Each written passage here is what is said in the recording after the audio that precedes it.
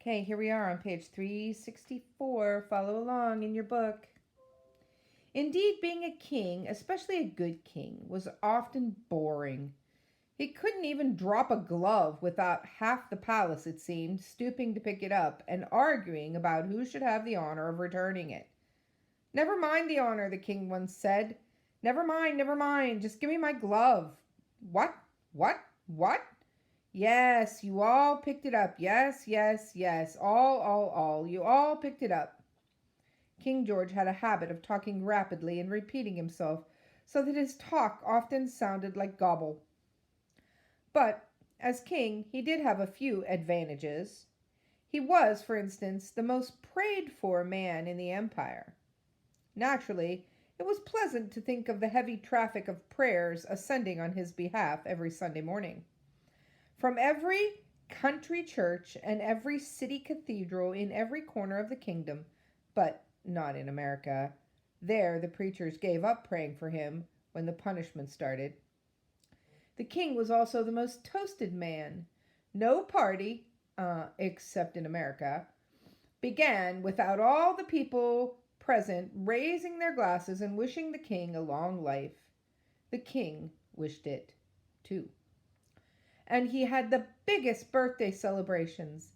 Every year on June 4th, all his subjects, except in America, of course, celebrated his birthday with parades and banquets and speeches and gunfire and fireworks. Now, on this page, there is a really good compare-contrast. They are comparing the boring parts of being king to the advantages of being king. And if you remember from your vocabulary, an advantage is a benefit, something that's good. Okay, so what was the boring part? That people are fighting over picking up your stuff. Right? And that you on the previous page, that you have to listen to people talk for hours. For hours on end, you listen to people talk, yawn. But the good things are he gets prayed for a lot, and he has a fabulous birthday parties, and he is the most toasted man. Not put in a toaster, but that, they raise their glass and say, "To the king," and then everybody cheers. All those prayers and toasts and fireworks were not to be sneezed at. Now, what in the world does that mean, not to be sneezed at? That means not to be taken lightly. That's they're important too. Still, there were times when George wanted to forget about being a king.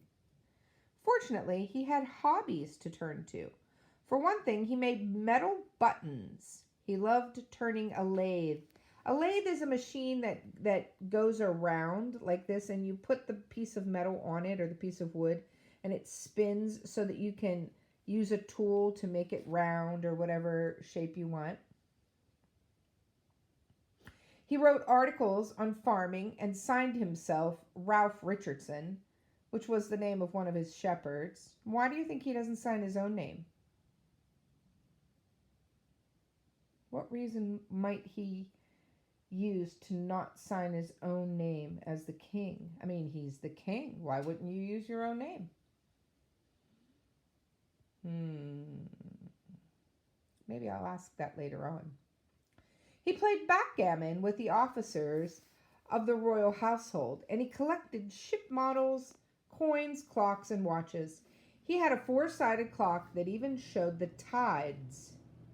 He played the flute and harpsichord, hunted, and studied the stars in his private observatory. And for the Queen's special amusement, he maintained a zoo, which consisted of 1 elephant and 1 zebra. Pretty small zoo. But always, in the end, he had to go back to being a king. Back to the problem of America. This was the way he thought of America. A problem. King George did not really think of the Revolutionary War as a war until the fall of 1777, when 5,000 English soldiers surrendered to the Americans at Saratoga. Now, look at where it says analyze the text. Fact and opinion, we've talked about this. Is the first sentence on page 364 a fact or the author's opinion? What reasons does the author include to support this statement? So the first sentence on page 364, here it is. Indeed, being a king, especially a good king, was often boring. Is that a fact or opinion? And what reasons do they give to support it?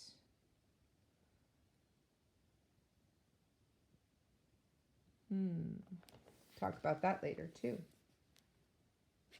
Okay, so 5,000 English soldiers surrendered to the Americans at Saratoga in the fall of 1777. So now the king's like, whoa, wait a minute. Something's not quite right. How could such a thing happen, the king asked. Hadn't he been told, even by an ex-governor of Massachusetts, that the Americans would give up? That only a small number of Americans were really against him? And how could he, a peace-loving king, find himself in an honest-to-goodness war with his own colonies? He tried to console himself. He was a good king, he said. Good kings deserve to win. So this must be a temporary setback. All he had to do was show the world that he wasn't the least bit worried. So that night, after hearing about the defeat, King George went to a court party and spent the evening telling stupid jokes and laughing so uproariously that his prime minister, Lord North, had to take him aside and try to quiet him down. The war dragged on. France, impressed with the victory at Saratoga, joined the war on America's side. There were people in England now who wanted to stop fighting, but not George. No, no, no, never, never. No independence. No peace without honor. What does that mean? Let me keep reading. If one group of English colonies got away, what would happen to the others? What would be left of the empire? What does this mean, no peace without honor? He doesn't want to look bad, right? If he gives in and lets them have what they want just to stop the war, then this one group of colonies, they win, right? And then what would happen to the other groups? And they would all want what they want, right? And it would make him look very bad to everyone else. So if he can't keep his honor, then there shall be no peace. But no matter how he showed himself in public, privately, George was depressed. The world was not staying settled, everything in place the way he liked it. Not only was America acting up, but there were difficulties in England as well. Riots, even. And George's own family was misbehaving. 2 of his brothers were involved in scandals, and George's son, the Prince of Wales, was so contrary, he deliberately arrived for meals as much as an hour late, although he knew that the king wanted everyone to be exactly on time. What kind of a picture are we getting of the king?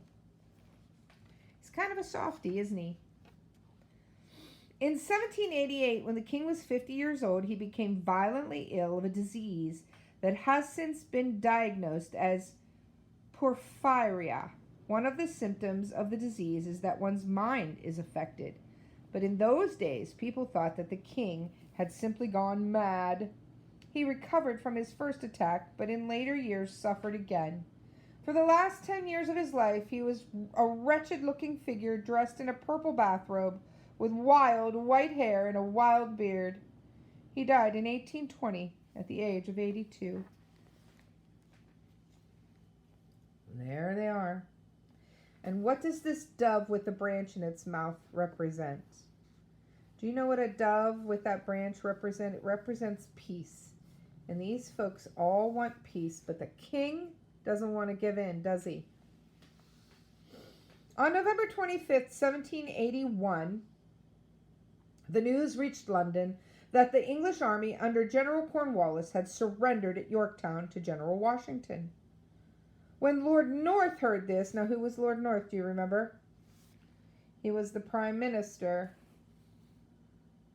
Prime Minister, Lord North, he's like second in command, right? When Lord North heard this, he threw up his arms. "It's all over," he said.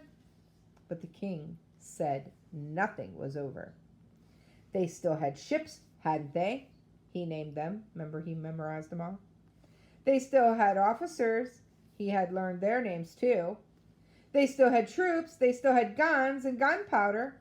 King George set his lips firmly and wrote a letter to the Secretary of State for America. This defeat, he said, should not make the smallest difference in their plans. Still, King George was so upset that when he dated the letter, he forgot to record the hour and the minute of the writing. 2 days later, the king addressed the government. "I prohibit," that means no way, no how, "I prohibit you from thinking of peace," he thundered. But the government did think of peace, and eventually the government voted for it. You can't prohibit someone from thinking of anything, can you? You can't make somebody do something in their own mind. Now let's look at this, analyze the text. Here we are with our tone. The author uses a humorous tone to describe King George's thoughts and actions. Why do you think she does that? Why do you think she kind of makes him seem sort of silly and not really with it? She even tells about like how he's kind of crazy at the end of his life. Why would you think she would do that? So now what? King George couldn't fight the war all by himself. He couldn't chop off the heads of all those who had voted for peace. Kings didn't do that anymore. He could, of course, abdicate, which means quit the king business altogether. Like he'd just quit being the king. For a time, he thought seriously of this. He even drafted an announcement of his abdication. But then he put it away in his desk. He was so used to being a king. So when the time came for him to sign the peace proclamation, he signed. As soon as he had finished, he jumped on his horse and took a hard gallop away from the palace. When the time came to announce in public the separation of the two countries and the independence of America, he swallowed hard and announced. Afterward, he asked a friend if he had spoken loudly enough. As long as he lived, King George had nightmares about the loss of the American colonies. It certainly hadn't been his fault, he said. He hadn't done anything wrong.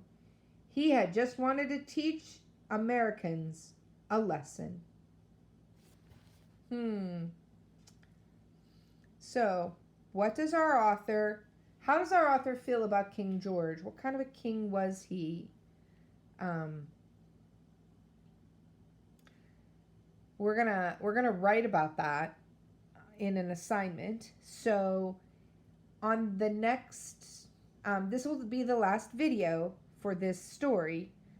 You will be allowed to use your book for the assignment, and you will see your assignment posted on Google Classroom under assignments.